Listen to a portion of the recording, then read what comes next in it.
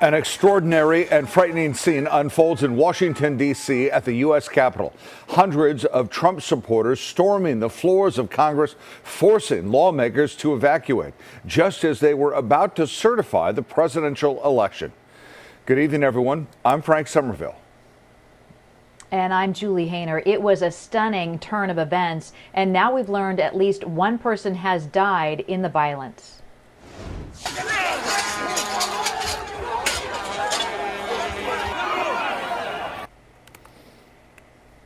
The takeover started at about 11:15 our time. A mob that had gathered earlier to hear President Trump speak clashed with Capitol Police as the rioters forced their way into the halls of Congress.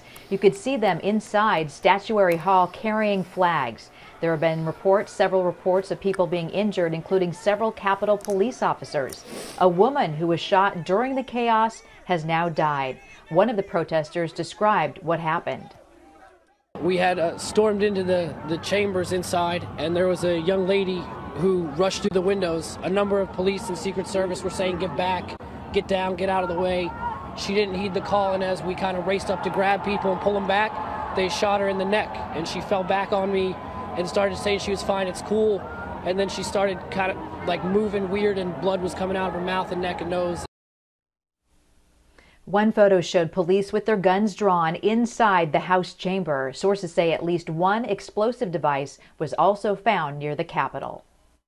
Just minutes before the mob stormed the U.S. Capitol this morning, Congress had started the process of formally counting the votes of the Electoral College and affirming Joe Biden's win. Bay Area lawmakers were among those evacuated and moved to secure locations, with them tweeting that they were safe. KTVU's Andre Sr. has been following the developments and is here now with more. Andre? Well, Frank, House Speaker Nancy Pelosi said just a short time ago lawmakers were resuming the counting of electoral votes Wednesday evening after the Capitol was cleared by those pro-Trump occupiers. Now, a pro-Trump mob stormed the U.S. Capitol as part of their Stop the Steal protest, baselessly using allegations that President-elect Joe Biden's win was a result of widespread voter fraud. New video of tear gas and flash grenades as authorities tried to disperse Trump supporters who stormed the U.S. Capitol building to disrupt Joe Biden's Electoral College victory. And due to the violent behavior towards the police officers there and their intent on gaining access to the Capitol, a riot was declared. It was clear that the crowd was intent on causing harm to our officers by deploying chemical irritants on police to force entry into the United States Capitol building. We tore through the scaffolding through flashbangs and tear gas and blitzed our way in through all the chambers, just trying to get into Congress or whoever we could get into and tell them that we need some kind of investigation into this. Supporters loyal to the president storming the building in a demonstration aimed at thwarting a peaceful transfer of power. How they got in, I find it, as a law enforcement officer, as an Army officer, I find it very strange and unprecedented that they were able to breach and get in. Dr. Tommy Tucson, a retired police chief and director of public safety training at Bakersfield Community College, says there was inadequate security even though the demonstration was well known in advance.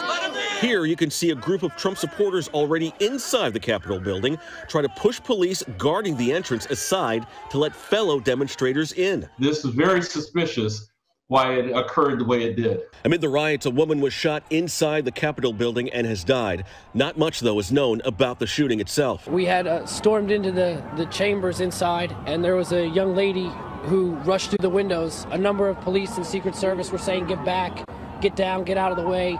She didn't heed the call, and as we kind of raced up to grab people and pull them back, they shot her in the neck. All of it coming shortly after President Trump gave a rousing speech to supporters, repeating unsubstantiated claims that he won the election. Fight like hell, and if you don't fight like hell, you're not going to have a country anymore. As the shocking images were broadcast over airwaves and streamed online, President-elect Joe Biden speaking directly to the country, condemning the action. This is not dissent. It's disorder. It's chaos. It borders on sedition, and it must end. Rioters also vandalized House Speaker Nancy Pelosi's suite of offices in the U.S. Capitol, flipping tables, rummaging through desks, and there are also reports that a person had left a threatening note for Nancy Pelosi, warning they would not back down. Now, coming up in an hour on Channel 2 News at 6, we will have some new images of the protests happening, the nighttime protests happening on the streets of Washington, D.C. right now, despite the fact that a curfew is currently in place. We'll have that for you coming up here, as we said, in just about an hour, Frank. Yeah, it truly is frightening what's going on there in the nation's capital. Andre, thank you.